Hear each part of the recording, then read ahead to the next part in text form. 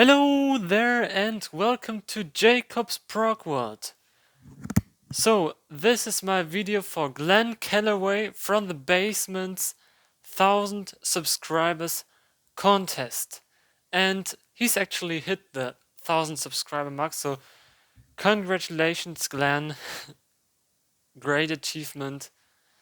Wow. And I've already mentioned Glen on my channel before.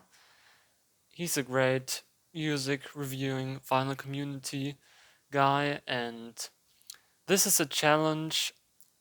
The exercise is to show 3 prog albums, and so I thought, yeah, my channel is all about progressive rock, Jacob's Prog World, so yeah, this is the right thing for me.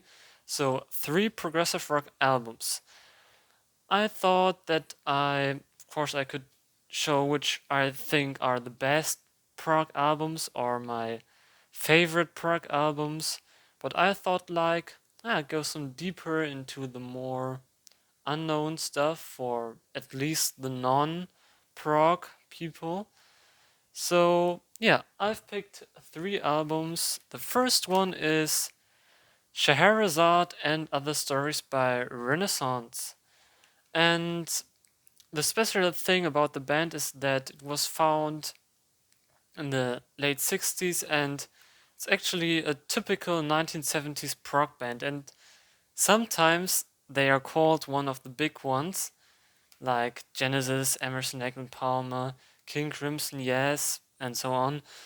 And yeah, sometimes they aren't even mentioned, and it's really interesting because they even had a hit in the end of the 70s, Northern Lights, that was a top 10. And they are known in prog circles, but still, I think they are very underrated. And it's a mixture of symphonic music, it's with orchestra, and it's great how they cooperate with the orchestra. It really sounds like a unity. It really works. And also, the aspect of classical music is shown in the piano work of the piano player John Taut. He's so great. And the other important musical substance is the folk. So it's very folky. It's more acoustic, less electric. They don't use any electric guitar on this one and also on many other of the albums. It's very unnecessary for Renaissance music.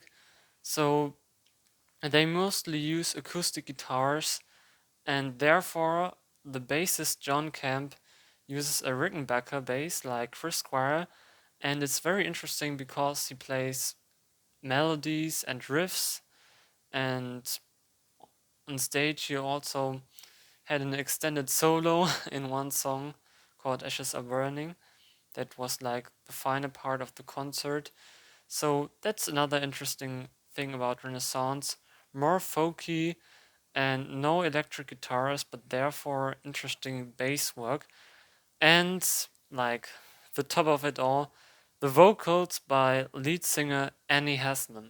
So you don't have too many women in prog, not too many female singers in prog, and she's like one of the few, and she's so great. It's like, especially when she sings so high, it's like out of this world. And yeah, this is, I think, the best album in my opinion, also in opinions of many Renaissance fans and experts. So the full second half is one long track, Song of Scheherazade, 24 minutes long. It's your typical prog suite. It contains more parts and great unity and great interplay between the orchestra and the band. And then there are 3 more tracks which also tell kind of short stories. The Song of Scheherazade is, by the way, based on Tales of Thousand and One Nights, and the lyrics are great too. And yeah, the other tracks, Trip to the Fair, The Vultures Fly High, and Ocean Gypsy, they are also lyrically, they are short stories, and musically it's just the band, but it's got that vibe of classical music. And oh, these musicians, they could play so well, they are so underrated. What they could do is on the level of other big prog musicians at the time. And way to go, one of the big prog albums, I think. Yeah. Number 2, so Glenn recently got into the Canterbury scene, and I have to say that I personally also didn't really get into that, and just in the last few days I started to really listen to Caravan, National Health, and it's great, no question. And it's funny because I started with the very freaky stuff before. So I've got an album which is kind of Canterbury for its jazz kind of play, its experimentation, the variety of sounds, and it's less bombastic.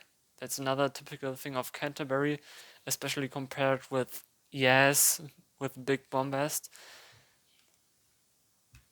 This is the band who found the progressive rock subgenre rock in opposition avant-garde prog, and they were close to the Canterbury scene because they played with Robert Wyatt, and they they've got all those features I named, and they played before the rock in opposition and the avant-garde prog really became a big thing, because they were the pioneers, they were the founders.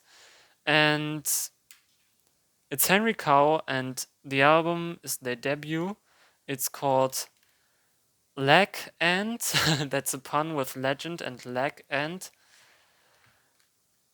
This is, yeah, a bit like Caravan Glen, a bit musically. It's got similarities, and it's got that Canterbury vibe, I would say. But yeah, mostly instrumental, and it's really freaky. Really freaks out, and you have to get used to that. But yeah, if you like that more jazzy, more playful, and bit avant-garde, some atonal dissonant parts. Yeah, it's like anarchy in music, but still the musicians are top, and they know what they do. It's not like, oh, let's play this and this and this and I don't care. They know what they do. It's just freaky, freaky, freaky stuff. And in the prog scene, yeah, you usually know Henry Cow for their rock in imposition and avant-garde prog pioneering. But I think out of that, especially on YouTube, you don't find too many Henry Cow videos. So yeah, I want to include them. This is Henry Cow, Leg End. I think, yeah, they've got all of their albums are great actually, but yeah, this is their debut and their biggest classic, I'd say, and yeah, it's great. So another thing about prog, it's called progressive, but much stuff is from the 1970s, so it's a bit ironic. But of course, there is still prog around. It's just not that famous, but there is much going on in the prog scene. So, number 3, Liquid Liquid Tension Experiment 3 from 2021. That's right, from last year. And this is their 4th album. Of course, it's their 3rd album. And it's a progressive metal supergroup. And they did 2 albums in the end of the 90s. Tony Levin Mike Portnoy, Jordan Rudess, John Petrucci from King Crimson, Peter Gabriel, Dream Theater, Mike Portnoy, the drummer. He also plays in lots of bands like Sons of Apollo, The Winery Dogs, Transatlantic.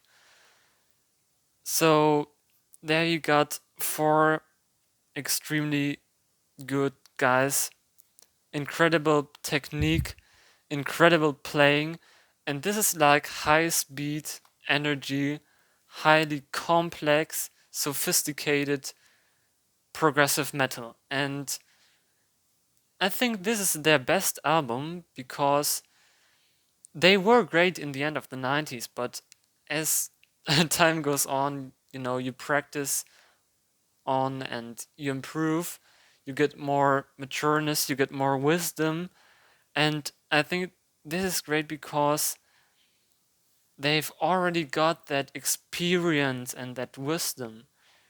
And on the other hand, they still can play very well. So it's not like they very wise musicians, but can't play that anymore because they are too old. No, they're still very fit, and it's actually incredible because Tony Levin, he's in his mid 70s, but he still works out, and the others, they are like 20 years younger, and they still can play that high energy rock and metal, but they're so experienced, so I think they've reached another peak of their musical playing on this, and the compositions are great. What I also love about this particular album, um, also in comparison with their earlier two albums, it's got a great variety. It's not just this sophisticated high energy prog metal, but you've got also some more mellow stuff like Liquid Evolution, and then one thing they actually did before on their first two albums, Just the Stick by Tony Levin and the drums by Mike Portnoy.